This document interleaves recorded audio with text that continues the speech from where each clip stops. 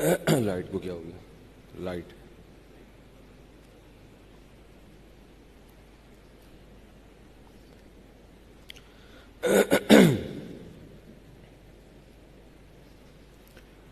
الحمد لله نحمده ونستعينه ونستغفره ونؤمن به ونتوكل عليه ونعوذ بالله من شرور أنفسنا ومن سيئات أعمالنا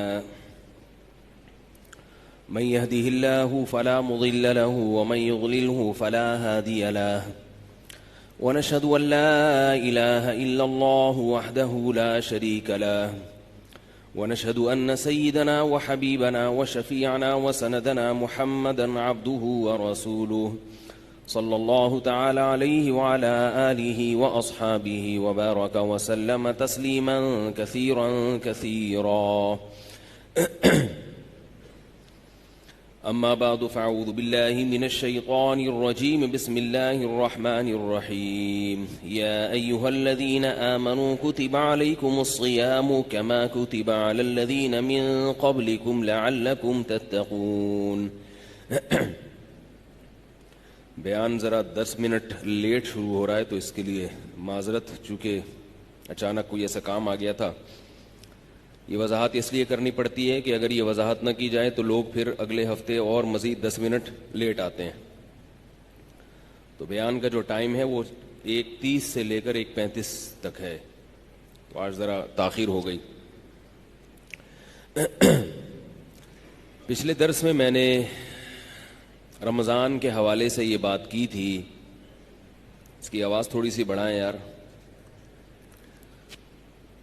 یہ ایک ہی ترتیب پہ نہیں رہتا، کبھی بھی مائک ہمارا جو ہے نا ہر وقت اس کی سیٹنگ دائیں بائیں ہوتی رہتی ہے۔ تو میں نے یہ عرض کیا تھا کہ رمضان المبارک سے ہمیں کچھ اسباق ملتے ہیں اور ہمارے جسم کی کچھ تربیت ہوتی ہے،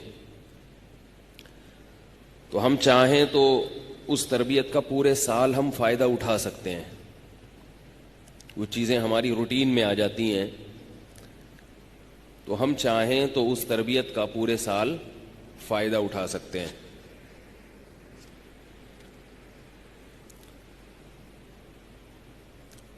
اس کی میں نے ایک مثال دی تھی کہ کم کھانے کی عادت، ہم اگر چاہیں تو رمضان کے بعد ہمیں رمضان میں جو بھوکا اور پیاسا رہنے کی عادت پڑ چکی ہے اس کو مینٹین کر سکتے ہیں۔ کیا خیال ہے؟ غلط تو نہیں کہہ رہا بھائی؟ رمضان میں تو ہم بھوکے بھی رہتے ہیں اور پیاسے بھی رہتے ہیں، عادت ہو جاتی ہے نا۔ جس نے 29 یا 30 روزے رکھے ہوں اس کو بھوک اور پیاس برداشت کرنے کی عادت ہو جاتی ہے۔ بعض چیزیں لاشعور میں ہوتی ہیں، ہمیں پتہ نہیں ہوتا کہ وہ ہو رہی ہیں۔ آپ کہیں گے نہیں ہمیں تو عادت نہیں ہے، ہمیں تو ابھی بھی بھوک لگتی ہے، پیاس لگتی ہے، ہم سے برداشت نہیں ہوتا ہے، آپ بھول گئے ہیں۔ کچھ چیزیں ایسی ہوتی ہیں، کوئی مشقیں، کچھ پریکٹسز ایسی ہوتی ہیں کہ وہ جب کی جائیں تو وہ خود بخود جسم اس کا عادی ہوتا ہے۔ تو رمضان میں ہمیں عادت ہو جاتی ہے بھوک اور پیاس کو برداشت کرنے کی، ٹھیک ہے نا؟ اب مسئلہ یہ ہے کہ ہم اگر چاہیں تو رمضان کے بعد بھی اس عادت کو برقرار رکھ سکتے ہیں اور کم کھانے کی عادت ڈال سکتے ہیں، کیونکہ ہمیں ویسا بھوکا پیاسا تو نہیں رہنا پڑے گا رمضان کے بعد۔ بھائی 2 روٹی کھاتے تھے تو 1 کرنی پڑے گی، کیا خیال ہے؟ یہ عادت ہم ڈال سکتے ہیں۔ باقی ایک الگ مسئلہ ہے کہ آپ کہیں گے اس عادت کے ڈالنے کی ہمیں ضرورت کیا ہے؟ مولوی صاحب جو 2 روٹی کھا رہا ہے اپنے پیسوں پہ کھا رہا ہے نا، تو آپ کو اعتراض کیوں ہو رہا ہے؟ ٹھیک ہے آپ آئیں گے تو آپ کو بھی کھلا دیں گے، تو آپ 2 روٹی والے کو 1 روٹی پر کیوں لانا چاہ رہے ہیں؟ یہ آپ اشکال کر سکتے ہیں۔ قاری صاحب بھائی سوال آ رہا ہے سمجھ میں کہ ہمیں رمضان میں جو کم کھانے کی عادت پڑی ہے اس عادت کو برقرار رکھنے کی ہمیں ضرورت کیا ہے؟ کھا رہے ہیں تو کھانے دو نا، ایک ہی تو کام ہم ڈھنگ سے کرتے ہیں اور کوئی کام ہم ڈھنگ سے نہیں کرتے، نہ ہم پڑھائی کرتے ہیں، نہ نماز پڑھتے ہیں ڈھنگ سے، نہ روزے ڈھنگ سے رکھتے ہیں، نہ والدین کی فرما برداری تمیز سے کرتے ہیں، کوئی بھی کام ہمارا ڈھنگ سے نہیں ہوتا، تو ایک کھانا ہی ہو رہا ہے تو وہ کھانے تو کیا جا رہا ہے اس میں؟ تو بھائی ایسا نہیں ہے، کھانا جو ہم کھاتے ہیں نا یہ ہماری ضرورت سے بہت زیادہ ہے. جتنا کھانا آج کل کھایا جا رہا ہے یہ ہماری ضرورت سے زیادہ ہے، حتیٰ کہ ڈاکٹر بھی ضرورت سے زیادہ کھاتے ہیں. کہیں آپ ڈاکٹروں کو دیکھ کے یہ سمجھیں کہ یہ لوگ سنت کے مطابق کھاتے ہوں گے، ایسا نہیں ہے. اور یاد رکھو ہر چیز میں ہر ڈاکٹر کی تحقیق نہیں ہوتی. بعض لوگ میرا بیان سننے کے بعد ڈاکٹر صاحب سے پوچھتے ہیں کہ کیا ہم کم کھائیں؟ ڈاکٹر کہتے ہیں نہیں، جتنا کھا رہے ہو کھاؤ، کوئی نقصان نہیں ہے کھانے کا. بھوک لگ رہی ہے تو جتنا کھا سکتے ہو، پیٹ بھر جائے تو چھوڑ دو. تو یہ بات خوب یاد رکھیں، ڈاکٹروں کو بھی، ہر ڈاکٹر کو ہر چیز میں مہارت نہیں ہوتی. ہاں بعض ڈاکٹروں کو ہوتی ہے، اور یہ ہے بعض ڈاکٹر ہی کہتے ہیں کہ کم کھانا چاہیے. اور سب سے بڑی بات یہ کہ جہاں ڈاکٹروں کی تحقیق میں اور وحی کی تحقیق میں اللہ کی باتوں میں اختلاف ہوگا تو ہم کس کی بات کو لیں گے؟ کیونکہ اللہ کی بات غلط نہیں ہو سکتی، اللہ کی بات غلط نہیں ہو سکتی.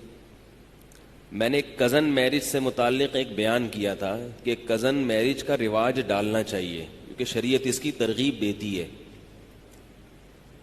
وہ ترغیب کس طرح سے دیتی ہے ابھی تو میں اس پہ بیان نہیں کروں گا ورنہ موضوع چینج ہو جائے گا. تو اس پہ بعض لوگوں نے کہا کہ میڈیکل سائنس یہ کہتی ہے کہ کزن میرج میں معذور بچے پیدا ہوتے ہیں. ٹھیک ہے نا، یہ آج کل ایک مشہور کیا ہوا ہے. اور بعض لوگوں نے یہ بھی کہا کہ مفتی صاحب کی میڈیکل سائنس پہ ریسرچ نہیں ہے، اگر ان کی ریسرچ ہوتی تو یہ بات نہ کرتے. ایسا نہیں ہے، مجھے پتا ہے کہ ڈاکٹر یہ کہتے ہیں کہ کزن میں نکاح سے بچے معذور پیدا ہوتے، مجھے پتا ہے، پھر بھی میں کہتا ہوں کہ کزن میرج کو رواج بول لو یار دینا چاہیے. باقی ڈاکٹر ایسا کیوں کہتے ہیں تو کہنے دیں، ڈاکٹروں کہنے دیں، اس سے کیا ہوتا ہے؟ باقی ساری باتیں ڈاکٹروں کی مانتے ہیں آپ تو کہنے دیں ڈاکٹر کو، کچھ بھی نہیں ہوتا. چچا زاد، پھوپھی زاد، خالہ زاد، مامو زاد، یہ ان بہنوں سے، جو بہن ہے نہیں حقیقت میں لیکن مجازن بہن کہا جاتا ہے قریبی رشتے کی وجہ سے، ان میں نکاح کو رواج دینا چاہیے. اس میں بہت سارے فضائل ہیں اس کے. پہلی بات، قرآن مجید نے الگ سے پروٹوکول دیا ہے ان 4 رشتوں کو. جہاں اللہ نے نکاح کو حلال کیا نا، نبی کو کہا کہ ہم نے آپ کے لیے بہت سی عورتیں حلال کی ہیں، ان میں اللہ نے الگ سے ان 4 عورتوں کا ذکر کیا. وبنات عمک، اے نبی آپ کے لیے آپ کی پھوپھی کی بیٹیاں بھی حلال، یعنی آپ کے چچا کی بیٹیاں بھی حلال. وبنات عماتک، اور آپ کی پھوپھی کی بیٹیاں بھی حلال. وبنات خالک، اور آپ کے ماموں کی بیٹیاں بھی آپ کے لیے حلال. وبنات خالاتک، اور آپ کی خالہ کی بیٹیاں بھی. تو ان کو الگ سے ہائی لائٹ کیا جا رہا ہے. کوئی تو حکمت ہوگی نا، یہی کہ بھئی یہ تو ہے ہی، ہمارے حضرت فرمایا کرتے تھے کہ یہ تو رشتے اللہ نے پیدا ہی شادی کے لیے کیے ہیں. جو رشتے اللہ نے پیدا ہی شادی کے لیے کیے ہوں، کیا ان کو اللہ لنگڑے لولے بچے پیدا کرنے کے لیے کرے گا؟ ہے بھائی؟ کیا ہو گیا؟ وہ اس لیے پیدا کرے گا تاکہ لنگڑے لولے بچے پیدا ہوں؟ ایسا تھوڑی ہوگا. دوسرا مسئلہ یہ ہے کہ ان میں نکاح میں ایک اور فائدہ ہے، صلہ رحمی. رشتہ داری کیا ہوتی ہے؟ بولو نا، مضبوط. اور رشتہ داری جوڑنا شریعت کا حکم ہے یا نہیں ہے؟ اتنی بڑی فضیلت، نماز روزے کی طرح فرض ہے رشتہ داری جوڑنا. اس سے رشتہ کیا ہو جاتا ہے؟ بہت مضبوط. نبی صلی اللہ علیہ وسلم رشتہ جوڑنے کا بڑا خیال کیا کرتے تھے، بہت خیال. تیسرا فائدہ اس میں یہ ہے کہ شریعت میں لڑکی کا جو نکاح ہے اس میں اس کا اہتمام کیا گیا ہے کہ غیر کفو میں نہ ہو. غیر کفو کا مطلب ہے کہ لڑکا لڑکی کے پیرالل یا اس سے برتر ہونا چاہیے، اس سے کمتر نہیں ہونا چاہیے، خاندانی لحاظ سے خاص طور پہ. بھائی جس خاندان سے لڑکی کا تعلق ہے، لڑکا ویسے ہی خاندان سے بلونگ کرتا ہو. کرتا تو اردو میں ہی ہوگا, لیکن آج کل انگلش میں کیا کرتا ہو, وہ بلونگ کرتا ہو. کس خاندان سے؟ ایسے خاندان سے جو لڑکی کے برابر ہو یا اس سے افضل ہو, اس سے نیچے نہ ہو. اسلام میں ذات پات کا فرق نہیں ہے, لیکن نکاح کے لیے اس کا خیال کیا گیا ہے کہ لڑکی اونچے خاندان سے کسی کمتر لوگوں میں نہیں جانی چاہیے, ورنہ کس کا نقصان ہے؟ بولو نا, لڑکی کا نقصان. کیونکہ لڑکی نے ماتحت بننا ہے نا شوہر کے, تو ماتحت ایسے ہی شخصیت کے بنا جاتا ہے جو آپ ذہنی طور پر اس کو اپنے سے برتر مان رہے ہو. اگر وہ بھنگی چماروں میں چلی گئی, بڑے اونچے خاندان سے چلی گئی, کہاں؟ بھنگیوں کے خاندان میں, اور آپ کہیں کہ چونکہ وہ بھنگی مسلمان ہے, کلمہ پڑھتا ہے, تو کوئی بات نہیں, ٹھیک ہے, کلمہ پڑھتا ہے, مسلمان ہے, چاہے جو بھی ہو. لیکن لڑکی ذہنی طور پر اپنے شوہر کو اپنے سر کا تاج نہیں بنائے گی, اطاعت نہیں کرے گی, اس کو برتری کا احساس ہوگا. میں اونچی اور یہ کیا, میں اس کی کیوں مانوں؟ اس سے طلاق کا ریشو, بولو نا بھائی, بڑھے گا.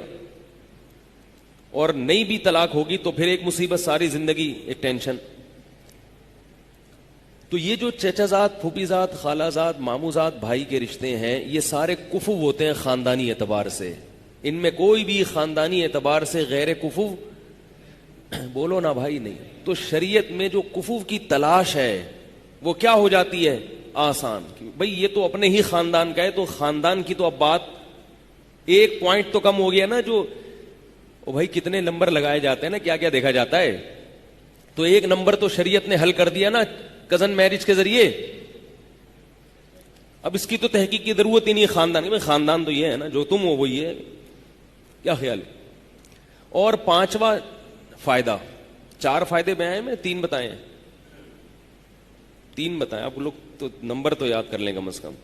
چوتھا یا 5واں, رکعتیں جب ہم بھول جاتے ہیں نا نماز میں, 4 پڑھی ہیں کہ 5 پڑھی ہیں, تو شریعت کہتی ہے 4 سمجھو اور قاعدہ بھی کرو, اس لیے کہ نہیں بھول جاتے ہیں کہ 3 پڑھی ہیں یا 4 پڑھی ہیں. تو شریعت کا مسئلہ یہ ہے کہ جب نماز میں آپ بھول جائیں کہ 3 پڑھی ہیں کہ 4 پڑھی ہیں, تو آپ اس کو فرض کریں گے 3, لیکن تیسری رکعت کے بعد قاعدہ بھی کریں گے, کیونکہ ہو سکتا ہے کہ یہ کون سی ہو, چوتھی ہو. اور پھر ایک اور رکعت کے لیے کھڑے ہو جائیں گے جو یا تو چوتھی ہے یا 5ویں ہے. کھڑے اس لیے ہوں گے کہ اگر وہ 3 ہوئی تھی تو پھر چوتھی ہو جائے, اور اگر 4 ہوئی تو 5ویں کیا ہو جائے گی, گریبی. اب نماز میں گریبی لگانا جائز نہیں ہے, تو اس کا شریعت نے حل یہ رکھا کہ آپ 5ویں کے لیے کھڑے ہوں اور آخر میں سجدہ سہو کر لیں.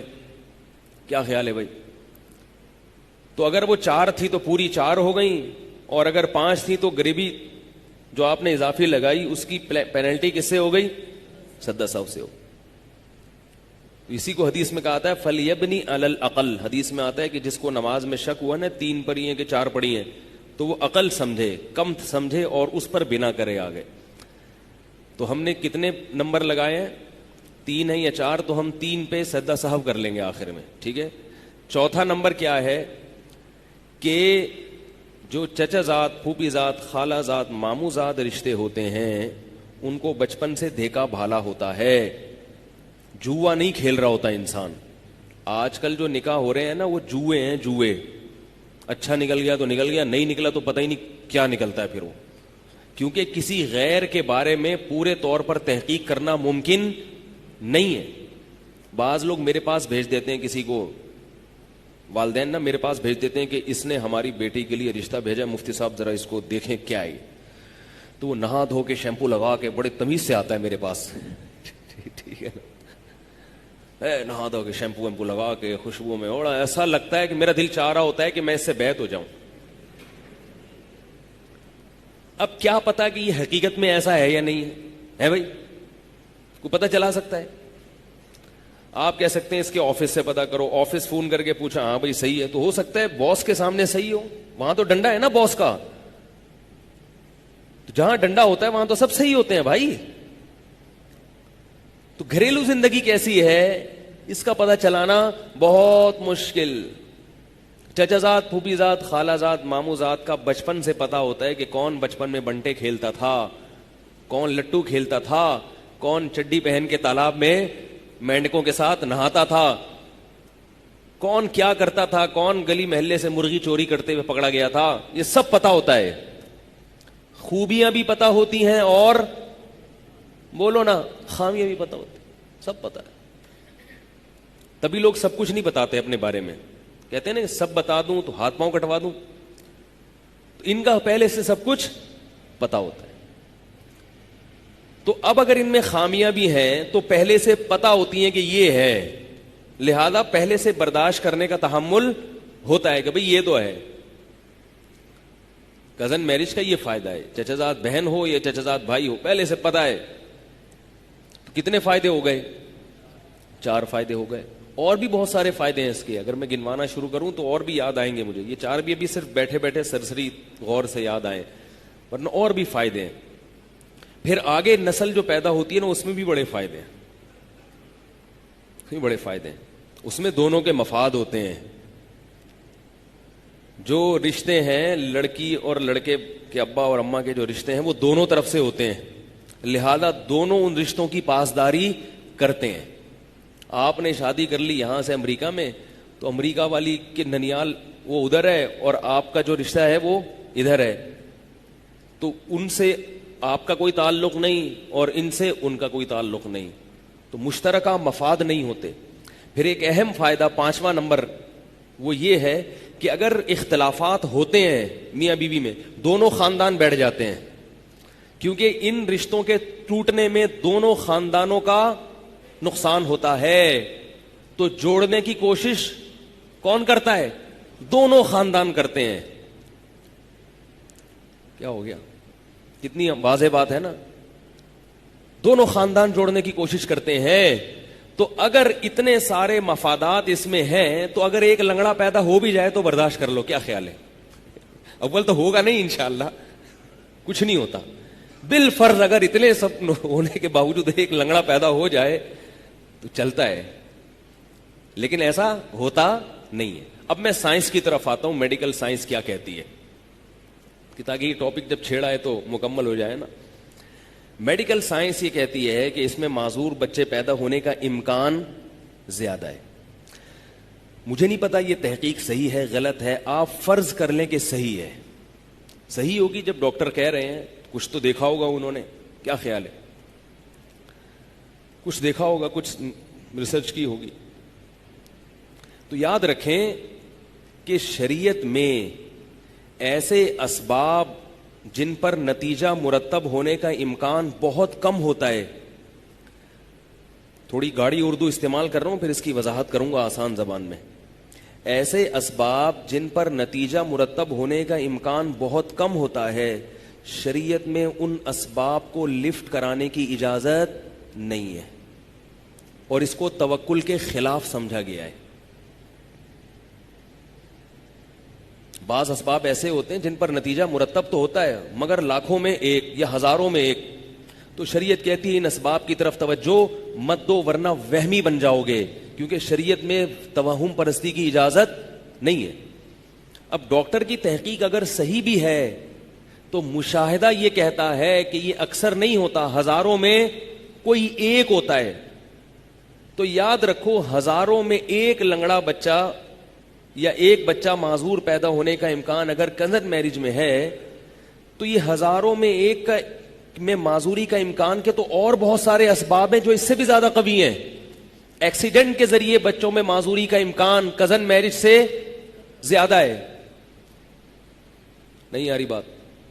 بیماریوں کے ذریعے، عام بیماریوں کے ذریعے بچوں میں معذوری کا امکان کزن میرج کے امکان سے زیادہ ہے. تو کیا اس چکر میں آپ اولاد پیدا کرنا چھوڑ دو گے کہ کہیں معذور نہ پیدا ہو جائے کیونکہ وہ فلاں جگہ ایک جگہ ساؤتھ افریقہ میں ایک بچہ معذور پیدا ہوا ہے؟ یہ فرض کرو گے آپ؟ نہیں آ رہی بات؟ بچے گم بھی جاتے ہیں، کتنی بڑی ٹینشن ہے والدین کے لیے. لاکھوں میں ایک بچہ، 2 لاکھ 10 لاکھ میں ایک بچہ گمتا بھی ہے. گمتے ہیں نا بچے، بعض دفعہ اغوا ہو جاتے ہیں. اس چکر میں آپ اولاد پیدا نہ کرو کہ کہیں اغوا نہ ہو جائے. تو شریعت آپ کو کہے گی وہمی. کیا کہے گی؟ پاگل ہے، وہمی ہے، سٹھیایا ہوا ہے. جیسے ڈاکٹروں کی ڈاکٹری ایک دلیل ہے, سائنس کی تحقیق ایک دلیل ہے, تو مشاہدہ بھی تو ایک دلیل ہے نا. ہم دیکھ رہے ہیں کہ بچوں کو آپ صبح وین میں بٹھاتے ہیں, گاڑی میں, کنوینس میں, بعض دفعہ ان گاڑیوں کا ایکسیڈنٹ ہو جاتا ہے, اور یہ بہت ہوتا ہے کیونکہ صبح صبح ڈرائیور جو ہے نا, جو بچوں کو کی وین لے کر اسکول جاتے ہیں, وہ بہت اسپیڈ سے بھگاتے ہیں, اور ایسے کئی کیسز ہوئے ہیں. لیکن ہزاروں وین میں سے کوئی ایک وین ہوتی ہے جس کا ایکسیڈنٹ ہوتا ہے. آپ اس احتمال کی وجہ سے کیا بچے کو اسکول بھیجنا چھوڑ دیتے ہو؟ ظاہر ہے یہ رسک لینا پڑتا ہے بھائی, یہ تو ہوتا ہے. تو جتنا امکان بچے کے ایکسیڈنٹ ہونے کا ہے, اس سے بھی کم امکان کزن میرج کے نتیجے میں معذور بچہ پیدا ہونے کا ہے. ایک بات تو یہ. دوسرا, کزن میرج کے نتیجے میں اگر معذور بچہ بالفرض پیدا ہوا تو یہ بھی یقینی نہیں ہے کہ یہ کزن کی وجہ سے ہوا, یہ ویسا ہی ہوا ہے. لیکن جو وہمی لوگ ہیں وہ اس کو کس کھاتے میں ڈال دیں گے؟ کزن میرج کے. تو بھائی انگریزوں کا حساب کتاب الگ ہے, وہ اللہ کو نہیں مانتے. اللہ پہ توکل کیا ہوتا ہے اس لفظ سے وہ آشنا نہیں ہے. وہ تو احتیاط کے قائل ہیں, تو احتیاط میں وہ اتنے پاگل ہو جاتے ہیں کہ مائیکل جیکسن نے ہاتھ پہ کیا باندھے ہوئے تھے؟ دستانے, تاکہ کسی کے جراثیم میرے ہاتھ پر نہ لگے. اب آپ مائیکل جیکسن کو سمجھا سکتے ہو کہ ہاتھ اتار کے مسافہ کیا کرو؟ وہ بھی دلیل دے گا کہ میڈیکل سائنس یہ کہتی ہے کہ جراثیم ہاتھ کے ذریعے ہاتھ میں ٹرانسفر ہوتے ہیں, اور اس کی رپورٹیں پیش کر دے گا وہ. تو آپ کے پاس کیا جواب ہوگا؟ وہ کہے گا بھائی فلاں سن میں 1920 میں یو کے میں ایک آدمی نے کسی کو ہاتھ ملایا تھا, رپورٹ یہ کہتی ہے, تو جراثیم اس کے ٹرانسفر ہوئے تھے اور وہ مر گیا تھا. تو جب یہ امکان ہے, خارش تو لگ سکتی ہے نا, خارش زدہ آدمی کو آپ ہاتھ لگائیں گے تو امکان ہے نا خارش لگنے کا, بلکہ اس کے ساتھ بیٹھیں گے تو خارش لگنے کا امکان ہے, وہ چھینکے گا تو نزلہ لگنے کا امکان ہے, زکام کا امکان ہے. تو کیا ان امکانات کی وجہ سے مسافہ کرنا مسلمان چھوڑ سکتا ہے؟ اور گرین والے عید کے دن 3 دفعہ گلے ملنا چھوڑ سکتے ہیں؟ ہے بھائی, فیضان مدینہ والے عید کے دن 3 دفعہ گلے ملتے ہیں. تو کیا وہ یہ مان لیں گے یہ بات کہ بھائی مائیکل جیکسن تو گلے ملنا تو دور کی بات, وہ تو ہاتھ ملانے سے پہلے ہاتھ پہ کپڑا چڑھا رہا ہے ذرا سے, اس کے سامنے کوئی مائیکل جیکسن کے سامنے اگر چھینک دے نا, یہ دائرہ اسلام سے خارج ان کے نظر میں. یعنی جو ہاتھ ملانے پر آمادہ نہیں ہے, اس کے سامنے آپ اگر چھینک دیں گے تو وہ تو آپ کا بیڑا غرق کر دے گا, بولے گا میں تو کب سے احتیاط کر رہا ہوں اور چھینک رہے ہو. تو میڈیکل سائنس تو یہ بھی کہتی ہے, لیکن شریعت اس کو کیا قرار دیتی ہے؟ توہم پرستی. شریعت کہتی ہے وہ 1901 میں ایک آدمی نے فلاں سے مسافہ کیا تھا تو مر گیا تھا, 1901 سے اب تک کروڑوں لوگ کروڑوں سے گلے مل رہے ہیں اور نہیں مر رہے. تو ان کروڑوں کو دیکھو گے یا 4-6 واقعات کو دیکھو گے؟ بھائی سمجھ لو کیا کہنا چاہ رہا ہوں میں. ہم صبح و شام مسافے کرتے ہیں, اور ہو سکتا ہے ہم میں بہت سے لوگ مرے بھی ہوں, ہمیں پتہ ہی نہ ہو. تحقیق کرے تو وہ مردے سے اٹھا کے پوچھیں گے تو مردہ کہے گا میں نے وہ فلاں سے گلے ملا تھا تو وہ جراثیم ٹرانسفر ہو گئے تھے. تو ہم جواب میں کیا کہیں گے؟ بس یار مرنا تھا تو ہو گئے, اب یہ تھوڑی کہ گلے ملنا ہی چھوڑ دو. تو پاگل پنے والی باتیں ہو جائیں گی. ہاں جزام کا مریض ہے, کوڑ کا مریض ہے, اس سے گلے نہ ملیں, یا پھوڑے پھنسیاں بہت زیادہ نکلے ہوئے ہیں تو بھی گلے مل لیں آپ, گلوں سے کچھ نہیں ہوگا, بس زیادہ فری نہ ہو اس سے. اس کے پھوڑے باقاعدہ سونگ رہے ہیں آپ, یہ غلط ہو جائے گا. یہ ضرورت, اس کی ضرورت بھی نہیں ہے. آ رہی ہے بات سمجھ میں کیا کہنا چاہ رہا ہوں؟ تو شریعت میں ہمیں اسباب اختیار کرنے کا حکم ہے, مگر اسباب اعتدال کے ساتھ اختیار کرنے کا حکم ہے. اسباب میں غلو اختیار کرنے کی اجازت, بولو بھائی, نہیں ہے. یہ جو لوگ کہتے ہیں نا کہ اسباب اختیار کرو پھر اللہ پہ توکل کرو, بات تو صحیح ہے, لیکن کون سے اسباب؟ جو معتدل اسباب ہوتے ہیں. وہمی بن کے اسباب اختیار کرنا, اس کی ایک مثال دیتا ہوں آپ کو. آپ کی شاپ ہے, آپ نے دیکھا کہ ڈاکہ پڑا کسی دکان پہ, آپ کو خبر ملی, آپ نے کیا کیا؟ آپ نے اس شاپ پہ موٹا تالا ڈال دیا. بلکہ میں شروع سے لے کے چلتا ہوں تاکہ جو بات میں سمجھانا چاہ رہا ہوں وہ مثال سے اچھی طرح سمجھ میں آ جائے. یہ میری باتیں سن کے سمجھ لو, اس سے آپ کو دنیا میں بھی سکون ملے گا. خاص طور پہ جو ہمارے مسلمان یورپ امریکہ میں رہتے ہیں وہ بالکل پاگل ہو جاتے ہیں, اور جو لبرل طبقہ ہے نا, جو مذہب سے دور بھاگتا ہے, وہ تو بالکل اس کو تو سائیکولوجسٹ کے پاس لے جانا پڑتا ہے, سائیکیٹرک کے پاس لے جانا پڑتا ہے. وہ تو اتنے پاگل ہو جاتے ہیں, یہ بھی نہیں, یہ بھی نہیں, یہ بھی نہیں, یہ بھی نہیں. او بھائی کیا کر رہے ہو تم؟ ایک دفعہ میں اپنے بچے کو لے گیا ڈاکٹر کے پاس, اسے کوئی بیماری تھی, بچہ 8-9 سال کا تھا. ڈاکٹر نے کہا اس کو حفاظتی ٹیکے تمام لگوائے ہیں آپ نے, ویکسینیشن مکمل ہوئی؟ میں نے کہا نہیں ہوئی. ڈاکٹر 6 فٹ اچھلا ہے اوپر, دھڑام سے, کیا کر رہے ہو آپ بچوں کے ساتھ ظلم, کیا کر رہے ہو, کیا ہو رہا ہے یہ؟ میں نے کہا میرے ماشاءاللہ 11 بچے, ایک کی بھی ویکسینیشن نہیں ہوئی, تو آپ کو تو 11 دفعہ کم از کم 6 فٹ اچھلنا چاہیے. اور بچے کو ویکسینیشن نہ ہونے سے اتنا نقصان نہیں ہوگا لیکن جتنا آپ کو 6 فٹ اچھلنے سے جو نقصان ہو رہا ہے اور ٹینشن لینے سے جو نقصان ہو رہا ہے. اور میرے بچے کو نہیں لگی, اس پر آپ اتنی ٹینشن لے رہے ہو. اس کو میں نے کہا نہیں, میرے دل میں یہ باتیں آ رہی تھی کہ کہتا تو وہ 12 فٹ اچھلتے, پھر ابھی تو 6 فٹ پہ غنیمت ہے, ٹانگ مانگ ہڈی پٹی سلین ٹوٹی ان کی. اگر میرے بچے کو نہیں لگا, اس پہ ڈاکٹر اتنا اچھل رہا ہے, تو ڈاکٹر کے اپنے بچے کو اگر نہ لگا ہوتا تو مر چکا ہوتا. تو اب آپ بتاؤ ٹیکا نہ لگنے سے اتنا بڑا نقصان ہوا جتنا اس ڈاکٹر کو ٹیکا نہ لگنے کے تصور سے ہو رہا ہے.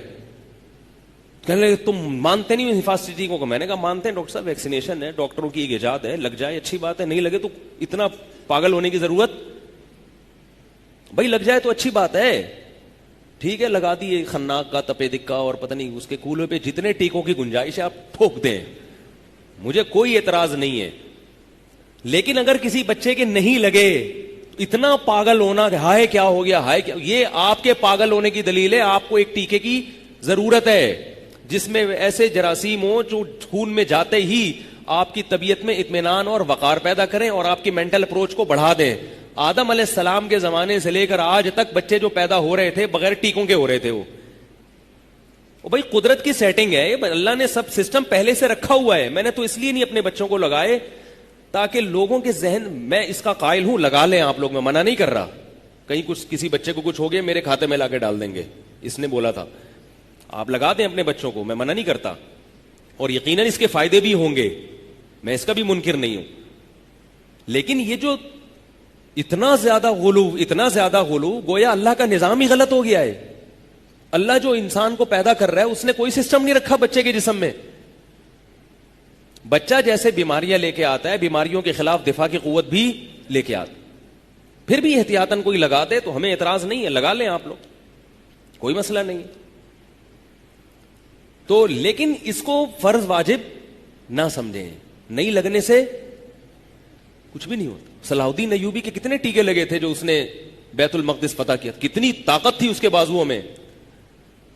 اگر کسی نے کوئی ڈاکومنٹری دیکھنی ہے نا, فلمیں چھوڑ دو, یہ جو مسلمانوں کی تاریخی ڈاکومنٹریز ہیں جو آتھینٹک ہیں وہ دیکھا کریں. صلاح الدین ایوبی پر عربوں نے ایک فلم بنائی ہے, عربوں نے, کسی اور کی نہ دیکھیں, مصر نے بنائی ہے یا عمان نے, کئی گھنٹے کی ہے, وہ آپ دیکھیں, اس میں بے حیائی نہیں ہے. اور اگر اللہ نہ کرے کوئی بے حیائی کا سین آتا ہے تو اسے فوراً گزار دیں, اول تو ہے نہیں اس میں, وہ عربوں نے بنائی ہے علماء کی نگرانی میں. وہ آپ دیکھیں تو آپ کو پتہ چلے گا کہ مسلمانوں کا ماضی, بولو بھائی کیا تھا, مسلمانوں کا ماضی کیا تھا اور ہم کیا ہو گئے. وہی دیکھیں, اس کے علاوہ ایسا نہ ہو کہ وہ دیکھتے دیکھتے کچھ اور دیکھنا شروع کر دیں. تو آپ کو مسلمان فاتحین ملیں گے, کتنے پاورفل ہوتے تھے, کتنے طاقتور ہوتے تھے. کسی کے کوئی ٹیکا, فارمی مرغی کے کتنے ٹیکے لگتے ہیں اور دیسی مرغی کے لگتا ہے کوئی. نیچرل لائف گزارو, بچوں کو بسکٹوں سے دور رکھو, بچوں کو یہ تیل تلی ہوئی چیزیں, پاپڑ کھلا رہے ہو اور پھر پتہ نہیں کیا کیا کھلا رہے ہو, ان چیزیں دور رکھو, انشاءاللہ بچہ فٹ رہے گا. اور اگر ساری دنیا کے سارے ٹیکے لگا دیے اور یہ بازاری چیزیں نہیں چھوڑی, پاپڑ بسکٹ جو بازار کے آ رہے ہیں, بچہ بیمار رہے گا. تبھی آپ دیکھ لینا. لیکن پھر بھی میں ٹیکوں کا مخالف نہیں ہوں, یہ ڈاکٹروں کی فیلڈ ہے, ڈاکٹروں سے پوچھیں. ڈاکٹر اگر مشورہ دیتا ہے ٹیکا لگاؤ, لگا دیں, مگر ایک ڈاکٹر کے بھی لگائیں. وہ والا ٹیکا جو میں کہہ رہا ہوں, اس ٹیکے سے یہ ہوگا کہ جس نے ٹیکا نہیں لگایا ہوا ہوگا تو ڈاکٹر کہے گا اچھا چلو ٹھیک ہے لگا لیتے تو اچھا ہوتا مولوی صاحب, ایک احتیاط کی بات, بس اتنا کافی ہے. اگر ڈاکٹر مجھے یہ کہتا ہے کہ مفتی صاحب آپ نے بچوں کو ٹیکے نہیں لگائے, لگا لیتے یار, ساری دنیا لگا رہی ہے, آپ بھی لگا لیتے. تو کہتا اچھا ڈاکٹر صاحب غور کروں گا میں, ٹھیک ہے آپ کا مشورہ اچھا, اتنا کہتا تو ٹھیک ہے. وہ جو 6 فٹ اچھلا ہے نا, تو میں نے کہا یہ یہ ذرا معاملہ کیا ہو گیا, خراب ہو. تو اب میرے پاس الحمدللہ دلیل ہے, میرے اللہ کے شکر ہے بچے ہیں. کوئی ڈاکٹر 6 فٹ اچھلے اس کو میرے پاس لے آؤ کہ بھائی ان کے تو کسی بچے کو ٹیکا نہیں لگا, اللہ کا فضل ہے, اچھلتے کودتے, اللہ نظر بس سے بچائے, سب فٹ فاٹ, اسکول میں سب سے اچھے نمبر لیتے ہیں اور ہر وقت ایکٹیو ماشاءاللہ, کھاتے ہیں پیتے ہیں دوڑتے ہیں بھاگتے ہیں, شکایتیں لگاتے ہیں ایک دوسرے کی جو بچوں کی عادت ہوتی ہے, فٹ فاٹ ماشاءاللہ, خد نکال رہے ہیں, بڑے ہو رہے ہیں. تو یہ وہ اسباب ہیں کہ جس میں شریعت نے ہمیں اعتدال کا حکم دیا ہے, وہمی بننے کی اجازت نہیں. اور اگر پھر بھی کسی بچے کو اللہ نہ کرے کچھ ہو گیا تو اللہ پہ توکل کرو بھائی, چلتا ہے بھائی, ہوتا ہے. تو اعتدال.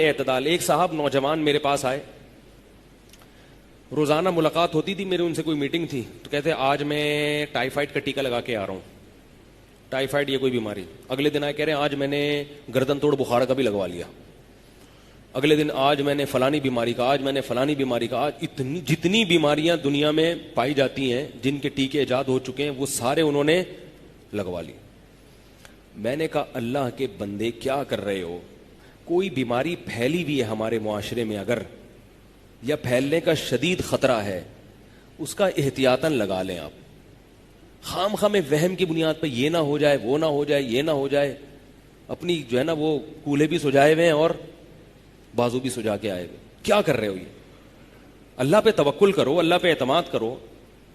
میں نے کہا اللہ جب مارنے پر آئے گا تو جو ٹیکا جس بیماری کا لگا ہے نا وہی ٹیکا بیماری کا ذریعہ بن جائے گا. بعض دفعہ ایسے ہوا ہے کہ ہیپاٹائٹس کا انجیکشن ڈالا گیا اور بندے کو ہیپاٹائٹس ہو گیا, ایسا بھی ہوا ہے. پولیو کے قطرے پلائے گئے اور کیا ہو گیا, پولیو ہو گیا. میں نہیں کہہ رہا کہ ہمیشہ ہوتا ہے, کبھی کبھار ایسا بھی ہو جاتا ہے. اور میں نے کہا اگر اتنی چیزوں سے حفاظت کر رہے ہو, ٹرک کے نیچے آگے مر گئے, اس کا بھی ٹیکا لگاؤ, کیونکہ ان بیماریوں کا امکان اتنا نہیں ہے جتنا ایکسیڈنٹ سے مرنے کا امکان ہے. تو ایک ٹیکا اس کا بھی لگاؤ.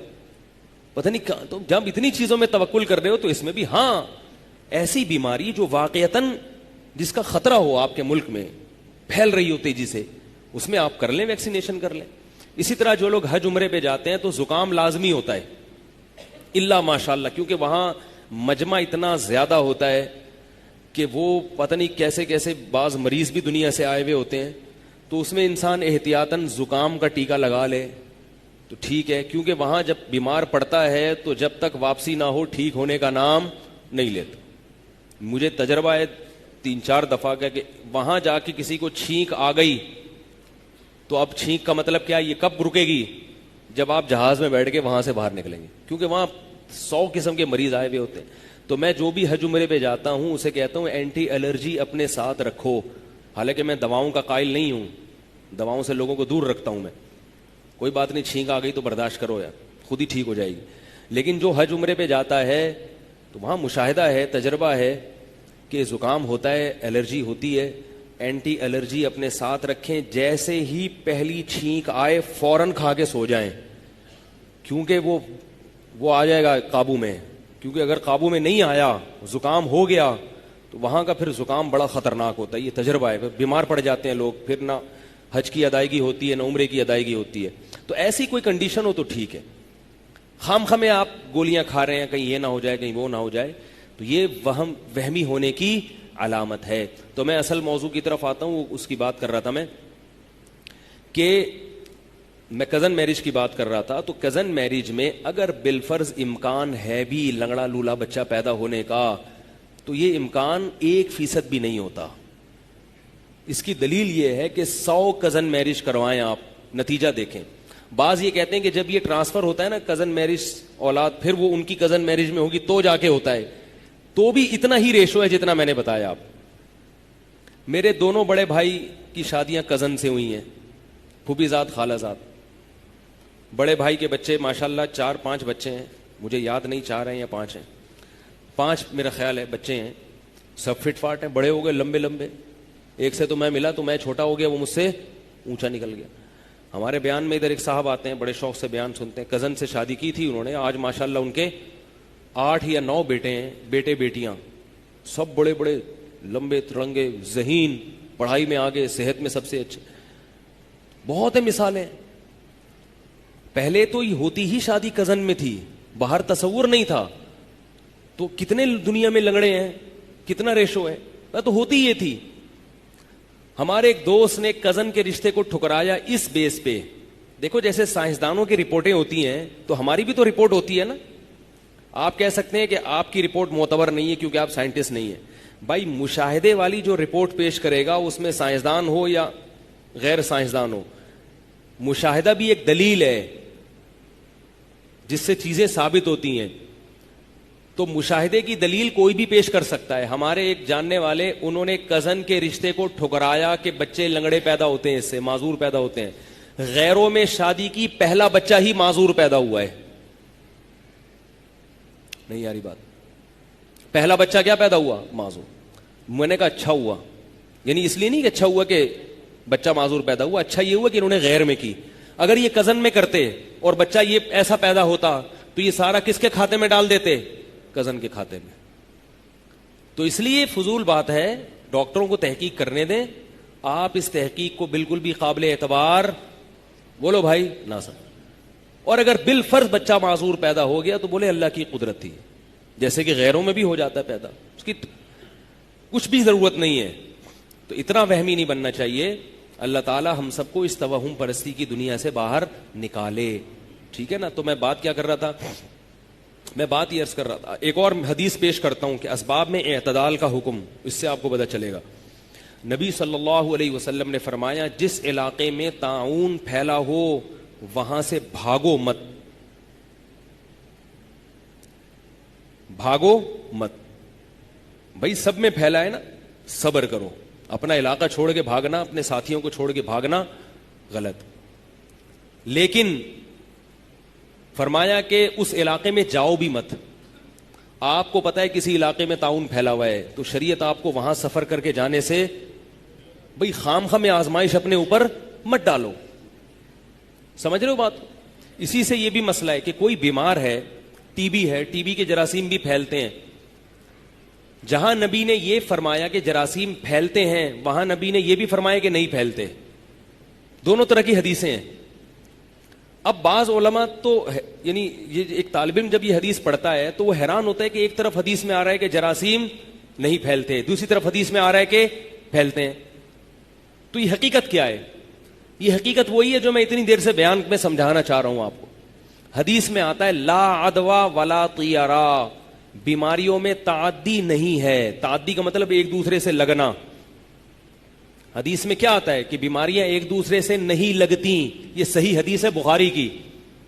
اب آپ کہیں گے تو بالکل میڈیکل سائنس کے خلاف ہے نا, تحقیق کے خلاف, بیماریاں تو لگتی ہیں. دوسری حدیث میں آتا ہے فر من المجذومی فرارک من الاسد, جس کو جذام کی بیماری ہو اس کے قریب بولو نا بھائی مت جاؤ, ایسے دور بھاگو جیسے شیر کو دیکھ کے بھاگتے ہو. اس حدیث میں نبی نے اقرار کیا کہ جذام کی بیماری لگے گی تبھی تو بھاگنے کا حکم دیا جا رہا ہے, تبھی تو بھاگنے کا حکم دیا جا رہا ہے. اصل بات یہ ہے کہ رسول اللہ صلی اللہ علیہ وسلم اس بات کو مانتے تھے کہ بیماری لگتی ہے, مگر آپ نے جو حکم دیا نا بیماریاں نہیں لگتی, اس کا مطلب یہ ہے کہ اس معاملے میں کس پر اعتماد کرو؟ اللہ پہ اعتماد اور توکل کرو. جذام جیسا مرض جس سے بہت زیادہ خطرہ ہے لگنے کا, اس سے احتیاط کر لو. ہر بیماری کے بارے میں ذرا سا کوئی چھینک آ گئی, ذرا سا کوئی زکام ہو گیا اور یہ فرض کر لیا کہ لگے گی, اس میں کس پر کرو؟ اللہ پر توکل. اب توکل کا تقاضا یہ ہے کہ جس گھر میں بیماری ہے اس گھر کے افراد بیمار کو چھوڑ کے مت بھاگیں, لیکن اس گھر میں خامخواہ میں جانے کی کوشش نارمل آدمی مت کرے, کیونکہ اس گھر کے افراد بھی چھوڑ کے بھاگ جائیں گے, کل آپ پر بھی بیماری آ سکتی ہے. اور حدیث کا مطلب یہ ہے کہ بیماری نہیں لگتی. یہ والی حدیث کا مطلب یہ ہے کہ جب تک اللہ کا ارادہ نہیں ہو اس وقت تک بیماری نہیں لگتی. بعض چیزیں ایسی ہیں جو اللہ نے ارادہ کیا ہوا ہے کہ یہ کرو گے تو یہ ہوگا, بعض چیزیں ایسی اللہ نے ارادہ کیا ہوا ہے کہ یہ کرو گے تو یہ ہوگا, بشرطے کہ میں چاہوں, نہیں چاہوں گا تو نہیں ہوگا. تو بیماریاں لگنے میں نہ لگنے کا ریشو زیادہ ہے, لگنے کا ریشو کم ہے. ٹی بی کا مریض کسی گھر میں ہو, 10 افراد رہتے ہوں, 100 خاندانوں پہ تجربہ کر کے دیکھیں, 100 فیملیز ہوں, ہر فیملی میں ایک ٹی بی کو مریض کو چھوڑیں تو 100 فیملیز میں سے ایک فیملی شاید متاثر ہو, اور اس ایک فیملی کا بھی ایک یا 2 فرد متاثر ہوں گے. 9 فیملیاں اس بیماری سے, بولو نا بھائی, محفوظ رہیں گی. تو اس سے پتا چلتا ہے کہ بیماری لگنے کا جو ریشو ہے وہ نہ لگنے سے بہت کم ہے. تو جب اتنا کم ریشو ہے تو اس میں وہمی ہونے کی ضرورت نہیں ہے. بولے اللہ چاہے گا تو لگا دے گا, نہیں چاہے گا تو گلے ملو ٹی بی کے مریض سے, کچھ نہیں ہو, کچھ بھی نہیں ہوگا انشاءاللہ. ہمارے پڑوس میں خاتون رہا کرتی تھی, ان کے بھائی کو ٹی بی تھی. یہ واقعہ ہوگا 20-25 سال پرانا, میں بالکل چھوٹا بچہ تھا. اس وقت ٹی بی کا یہ علاج دریافت بھی نہیں ہوا تھا جو ابھی چند سال پہلے ہوا ہے. ٹی بی کا مریض بیچارہ گھل گھل کے مر جاتا تھا. وہ خاتون, ان کا بھائی تھا کنوارا, وہ خاتون انہوں نے اپنے بھائی کو اپنے گھر میں رکھا, اور اتنی خطرناک ٹی بی تھی, وہ بیچارہ دبلا ہو کے ہڈیوں کا ڈھانچہ بن گیا. میں جب ان کے گھر جاتا ہمارے پڑوس میں, تو مجھے وحشت ہوتی تھی اس کو دیکھ کے. وہ کھانستا تھا, مجھے ڈر لگتا تھا کہ کہیں لگ نہ جائے مجھے. لیکن وہ بڑی بہن کیا کرتی تھی, اپنے چھوٹے بھائی کو گود میں اٹھا کے واش روم لے کے جانا, نوالے بنا بنا کے اس کو لقمے کھلانا. 20-25 سال ہو گئے. وہ خاتون اس وقت اتنی ایجڈ تھی, اب تک زندہ ہیں. ان کا بھائی مر گیا تھا تھوڑے دنوں میں. ڈاکٹر تو کہے گا کہ ٹی بی لگتی ہے, مگر شریعت سے بھی کچھ پوچھ لیا کرو. شریعت کیا کہے گی کہ بھائی ایسے موقع, بہن ایسے موقع پر اپنے بھائی کو چھوڑ کے مت بھاگے اور یہ سمجھے کہ ٹی بی نہیں لگتی. کیا ہو گیا, کیوں اس کتنی اہم باتیں کر رہا ہوں آپ کے سامنے. اللہ کے بندو, اس کی قدر کرو. نہیں لگی اس کو, اور اس گھر کے کسی فرد کو بھی نہیں لگی, نہ پڑوسی میں کسی کو لگی. کتنی خطرناک ٹی بی. میں 100 دفعہ گیا ہوں گا ان کے گھر, اگرچہ میں پتلی گلی سے واپس آیا, لیکن گھوم کے گیا تو نا وہاں سے, مجھے بھی نہیں لگی. آپ کے سامنے بیٹھا ہوں الحمدللہ. کئی سال ہو گئے. مائیکل جیکسن کی طرح وہمی بنو گے تو پاگل ہو جاؤ گے. تو اس لیے اتنا زیادہ مسلط کرنے کی چندہ ضرورت, بولو بھائی, نہیں. ہاں, جس کو ٹی بی ہو وہ خود احتیاط کرے, دوسروں کا توکل, دوسروں کے توکل کا امتحان نہ لے کہ میں, وہ ٹی بی کا مریض آ رہا ہے آپ کے منہ میں آ کے کھانس رہا ہے, گلے مل رہا ہے آپ سے, اور کہہ رہے میں دیکھنا چاہ رہا ہوں کہ آپ کا اللہ پہ کتنا توکل ہے. تو کسی اور کے توکل کو آزمانے کی اجازت نہیں ہے. آپ کے بچوں کو چکن پاکس نکلا ہے, بچوں کو گھر میں رکھیں, پڑوسیوں کے گھر میں نہ بھیجیں. آئی بات سمجھ میں؟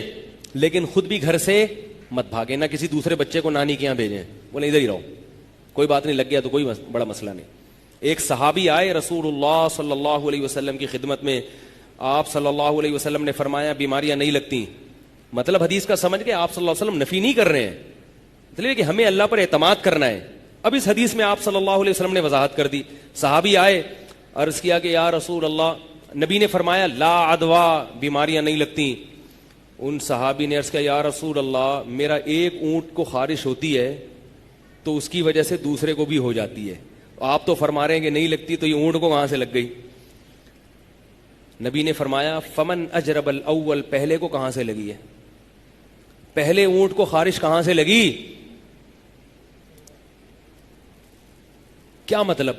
جیسے پہلے اونٹ کو خارش اللہ نے اپنی مرضی سے لگا دی نا, اور اس میں تم رکاوٹ نہیں بن سکے, اللہ چاہے گا تو دوسرے اونٹ کو بھی اپنی مرضی سے لگا دے گا, چاہے اسی کے جراثیم لے کے لگائے یا کہیں اور سے جراثیم لگا دے. کیا مطلب؟ اس بارے میں وہمی مت بنو, وہمی مت بنو. ٹھیک ہے, ویکسینیشن کر لیں آپ خارش کی, احتیاط کر لیں آپ, اور مزید اونٹ اس میں لا کے چھوڑنے کی کوشش نہ کریں. لیکن اس نقصان اس کا پتہ ہے کیا ہوتا ہے؟ میں دیکھ رہا ہوں لوگوں کو, کوئی بیمار ہوتا ہے نا, کہتے ہیں یار میں اس کے گھر گیا تھا نا, وہاں سے لگی ہے. یہ کس پہ ڈال دیا یہ کھاتا؟ اس پہ ڈال دیا. وہ پہلے ہی بیمار ہے, اوپر سے اس کو یہ احساس ہے کمتری کہ میری وجہ سے لوگ بیمار ہو رہے ہیں. تو اس میں نسبت ہمیں کس کی طرف کرنی ہے؟ اللہ کی طرف, کیونکہ ایک ایسا سبب ہے جو ضعیف ہے, طاقتور سبب نہیں ہے. ایسا نہیں ہے کہ جہاں یہ سبب ہوگا تو نتیجہ نکلے گا, بلکہ ہزاروں جگہ پہ سبب پایا جاتا ہے, نتیجہ ایک آدھ جگہ پہ نکلتا ہے, ایک آدھ جگہ پہ نتیجہ نکلتا ہے. اس لیے اس سبب کو زیادہ فریق کرنے کی ہمیں شریعت نے اجازت, بولو بھائی, نہیں, زیادہ پروٹوکول دینے کی اس کو. تو ہم تو دیکھتے ہیں یہاں, اگر ہمارے ملک میں, یعنی اگر یہ حقیقت میں زکام اتنا تیزی سے لگتا نا, تو ہم سب یہاں بیٹھ کے چھینک رہے ہوتے ہیں. کیونکہ وضو خانے پہ جو کچھ ہو رہا ہے آپ دیکھ لیں, ایسے تھوکتے ہیں نمازی بھائی, کوشش ہوتی ہے سامنے والے کے منہ پہ لگے جا کے, کیونکہ نشانہ پکا نہیں ہے تو وہ نیچے جا کے لگتا ہے. تو کہاں کس کو زکام ہوتا ہے, کیا ہوتا ہے.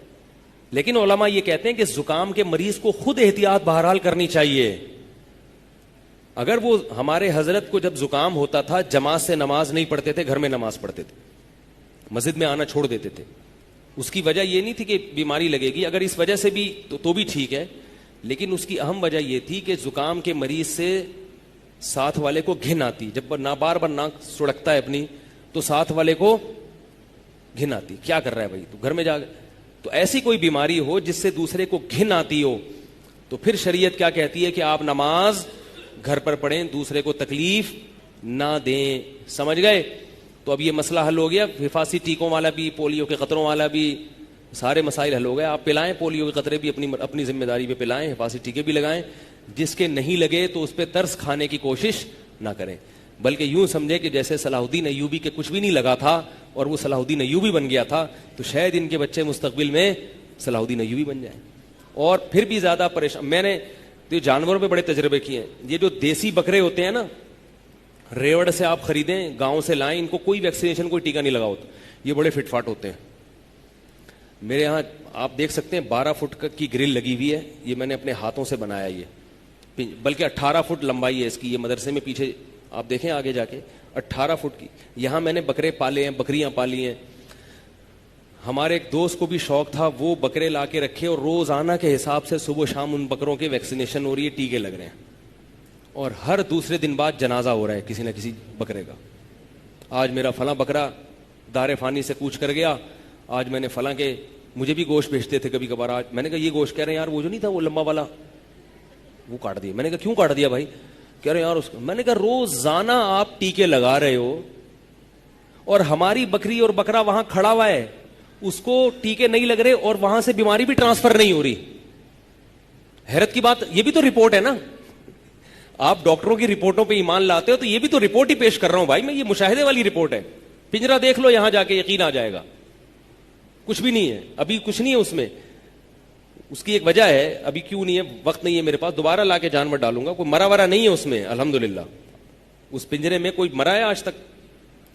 تو اور میں نے دیکھا لوگ لا کے بکرے رکھتے ہیں اور ہمارے بکروں کو بیماری بھی نہیں لگ رہی ہوتی اس سے, اور وہ ویکسینیشن کے باوجود ان کے بکرے مر رہے ہوتے. تو کھاؤ بھی دیسی چیزیں, جانور بھی دیسی پالو.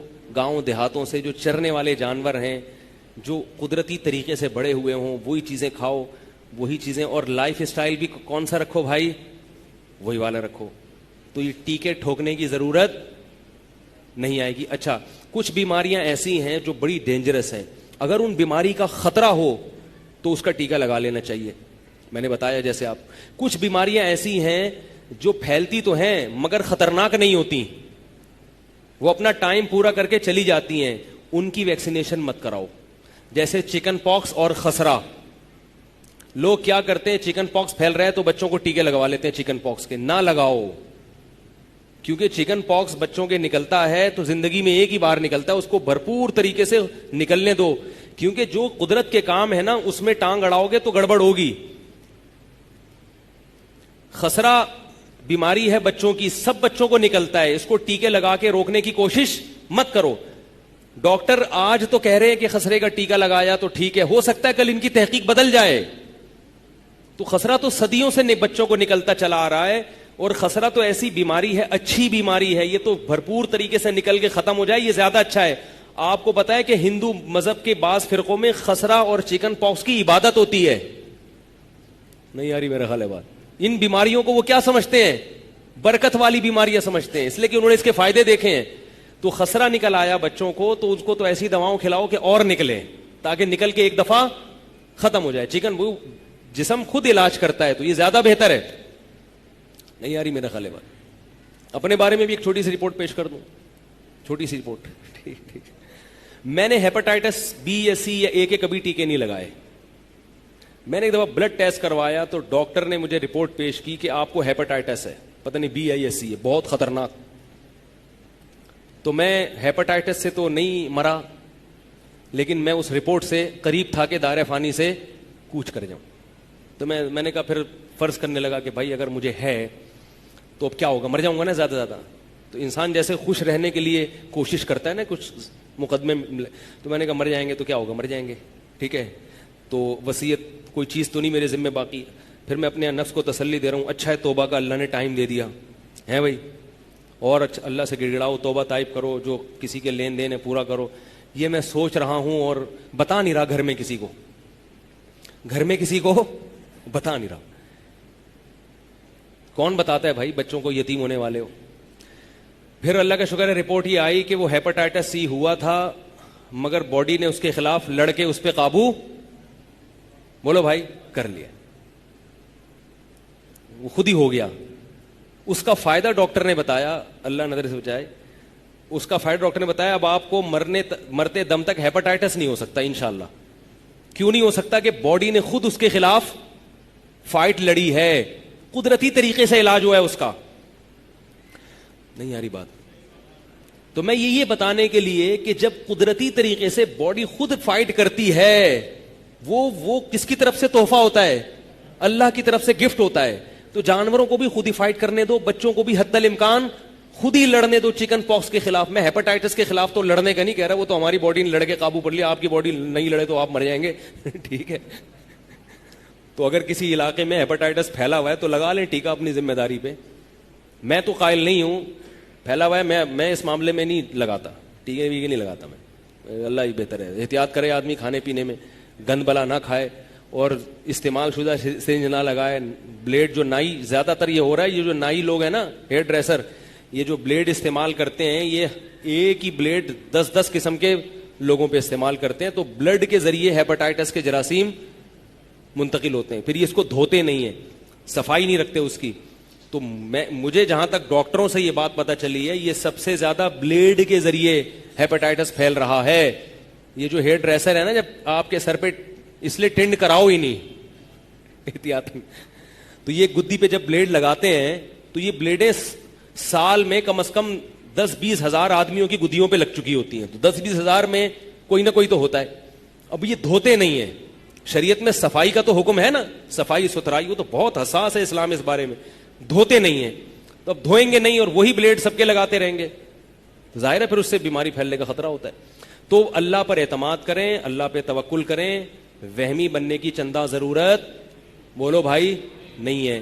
اس سے ہنسی خوشی زندگی گزرے گی. جو موضوع میں نے لے کے چلا تھا, میں انشاءاللہ اگلے ہفتے پھر اس کو لے کے چلوں گا کہ بھئی رمضان سے ہمیں کیا اسباق ملتے ہیں, ٹھیک ہے نا. تو وہ اسباق مزید انشاءاللہ اگلے ہفتے بیان ہوں گے. اللہ تعالیٰ سمجھنے کی, عمل کرنے کی توفیق عطا فرمائے. سبحانک اللہم و بحمدک, نشہد ان لا الہ الا انت.